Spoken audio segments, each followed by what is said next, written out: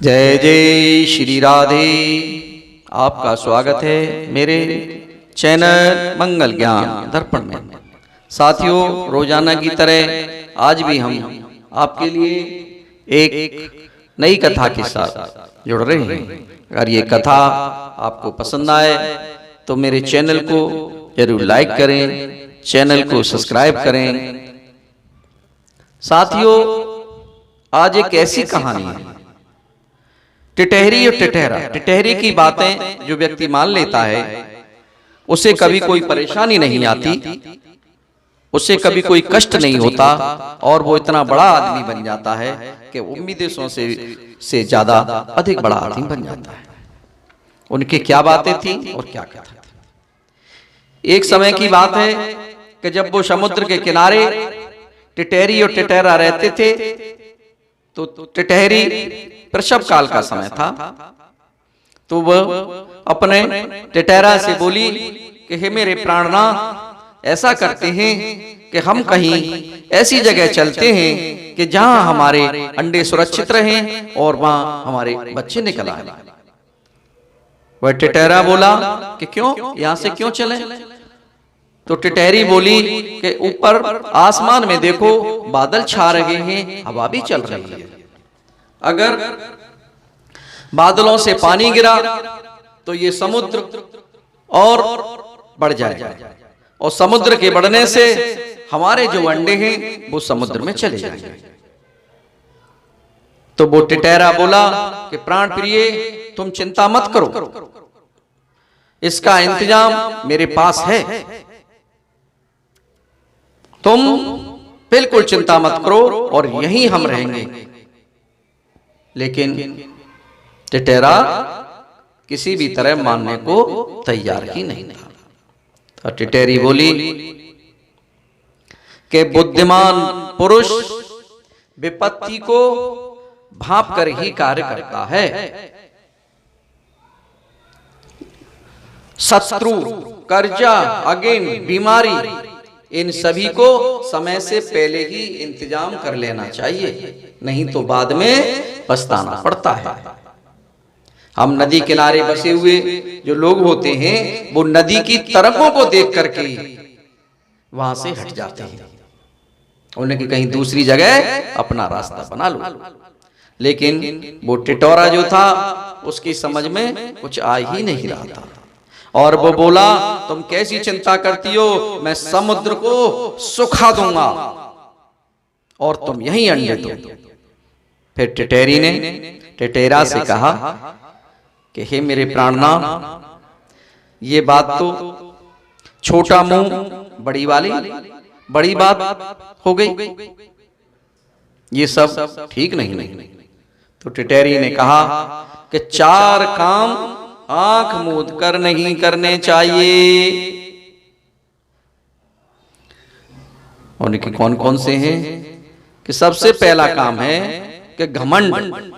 जिस व्यक्ति को घमंड होता है उसे किसी ना किसी कष्ट में जूझना ही पड़ता है। दूसरा, अनुचित काम, और जो अनुचित काम करते हैं उन्हें भी परेशानी आती है। अगला, अपने चाहने वाले का विरोधी बनना।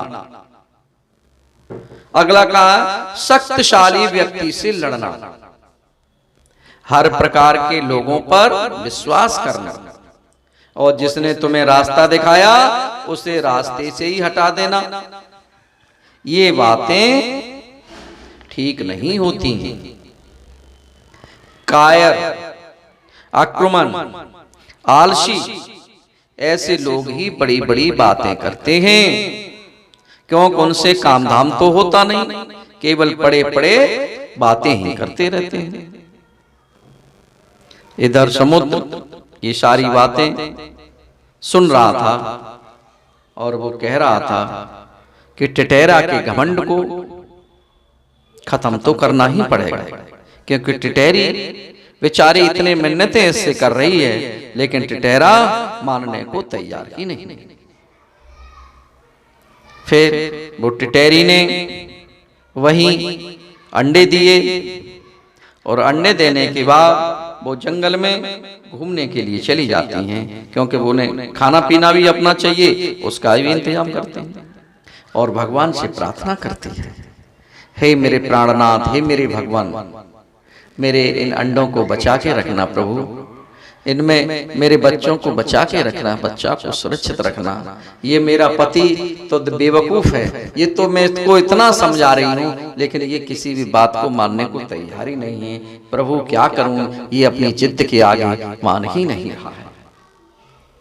भगवान उसकी बातों को सुन रहे थे, इधर समुद्र देव भी उसकी बातों को सुन रहे थे। फिर जब वह जंगल से वापस लौटी तो क्या देखती हैं कि उसके जो अंडे थे वे समुद्र में तैर रहे होते हैं। जैसे ही टिटेरी और टिटेरा ने उन अंडों को देखा तो टिटेरी बेचारी रो पड़ी और भगवान को याद करने लगी, हे मेरे भगवान, मेरे बच्चों को बताओ, मेरे बच्चे को बचाओ, मेरे अंडों को बचाओ। लेकिन टिटेरा कहता है, तुम चिंता मत करो, ये समुद्र अपने आप इन अंडों को देगा। लेकिन साथियों, कहते हैं कि जो व्यक्ति अपने प्रियजनों की बात को महत्व नहीं देता है उसकी दुर्गति ही होती है। दूसरा, बुद्धिमानी में भी वही व्यक्ति बुद्धिमान सफल होता है जो समय से पहले बिना विपत्ति आएगी उपाय सोचते हैं। तीसरा, जो होगा देखा जाएगा वह जल्दी ही समाप्त हो जाते हैं। टिटेरी ने टिटेरे से कहा कि मान जाओ, तुम अभी गलती पर हो, तुम उसका क्या बिगाड़ लोगे, तुम समुद्र कितना बड़ा है और तुम एक छोटी सी चीज हो और अब भी तुम मुझसे क्रोध कर रहे हो।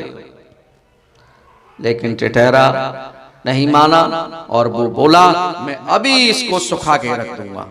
और वो गुस्से में आकर के समुद्र में अपनी चोंच को डुबाता, उसमें जल लेता और उसको बाहर कर देता, फिर उसमें से जल भरता बाहर कर देता। फिर टिटेरी ने हाथ जोड़ कर टिटेरा से कहा, अच्छा अब आप नहीं मान रहे हैं तो एक काम करो कि तुम अकेले हो और तुम ऐसा करो, अपने मित्रों के साथ जाकर के बैठ के उनसे बातें कर लो और अपना ये कष्ट बताना और फिर ये युक्ति सोचना कि हम अब आगे क्या करें। टिटेरा की कुछ समझ में आ जाता है, वो अपने मित्रों के पास जाता है, पक्षियों के पास। वहां सभी पक्षी इकट्ठे होते हैं। सब पक्षी इकट्ठे होने के बाद सारी बातें टिटेरा उनको बताता है। फिर वो सभी लोग गरुड़ महाराज के पास चले जाते हैं और गरुड़ महाराज से वो सारी बातें बताते हैं कि आज तो टिटेरे के साथ हुआ है, कल हमारे साथ भी होगा, हम क्या करेंगे। उधर गरुड़ को भी गुस्सा आ जाता है और उसी समय भगवान विष्णु अपने दूत को भेजते हैं और गरुड़ को बुलावा भेजते हैं। लेकिन गरुड़ इतने गुस्से में था, इतना नाराज था, उसने कहा कि जाओ भगवान से कह देना कि वे अपनी दूसरी सवारी ढूंढ लें। दूत ने ये सारी बातें भगवान विष्णु को बताई और भगवान विष्णु तुरंत वहां से स्वयं ही गरुड़ के स्थान पर आए और गरुड़ से कहा, क्या बात है गरुड़ भैया, तुम इतने परेशान क्यों हो। उन्होंने कहा कि हमारे मित्र जो टिटेरा थे उनके अंडों को समुद्र ने अपने जल में समा दिया और आज इसके साथ हुआ है, कल हमारे साथ भी होगा, तो फिर क्या होगा। तभी विष्णु भगवान बोले कि तुम चिंता मत करो, मैं अभी व्यवस्था करता हूं। भगवान स्वयं समुद्र के पास गए और समुद्र से कहा कि हे समुद्र देव, इसके अंडों को तुम वापस कर दो, मैं तुमसे प्रार्थना करता हूं, मैं तुमसे विनती करता हूं। और उस टिटेरा से बताया कि कहीं किसी से कोई चीज वापस लेनी होती है तो उनसे प्रार्थना करनी पड़ती है, निवेदन करना पड़ता है कि आप ये मेरी चीज मुझे वापस कर दो। फिर टिटेरा की कुछ समझ में आया, टिटेरे ने भी हाथ जोड़े। टिटेरी तो भगवान को याद कर ही रही थी। भगवान विष्णु के सामने सभी पक्षियों ने हाथ जोड़कर निवेदन किया और समुद्र से कहा, हे समुद्र देव, अब हमारे इस टिटहरी के अंडों को वापस कर दो, हम आपके आभारी रहेंगे। उसके बाद समुद्र ने अपना जल पीछे हटा लिया और टिटहरी के जो अंडे थे वो फिर बाहर निकल आए। उन अंडों को देखकर सभी पक्षी, टिटहरी और टिटहरा, सभी लोग खुश हो गए। टिटहरी कहती है, साथियों,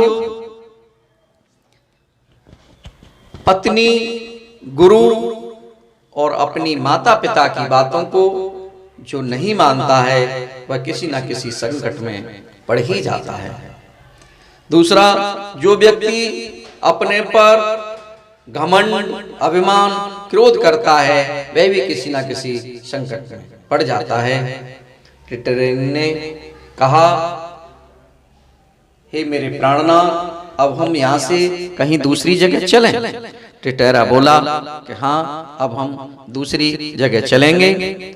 पता तो मुझे भी था कि वर्षा का जल ज्यादा होगा, लेकिन मैं अपने घमंड और अभिमान के कारण मुझे कुछ सही बातें अच्छी लगी ही नहीं रही थी, न मेरी कुछ समझ में आ रहा था। मैंने आपकी बातों को न मान करके बहुत बड़ा तुम्हें कष्ट दिया, इसके लिए मैं तुमसे क्षमा मांगता हूँ। आगे मैं ध्यान रखूंगा, कहीं कोई बात आती है तो हम आपस में मिलजुल करके बैठ करके ही कोई फैसला लेंगे। साथियों, अगर मेरी ये वीडियो आपको पसंद आया हो जरूर लाइक करें, चैनल को जरूर सब्सक्राइब करें। धन्यवाद। जय जय श्री राधे। बोलिए विष्णु भगवान की जय, बोलिए शंकर भगवान की जय, पार्वती मैया की जय।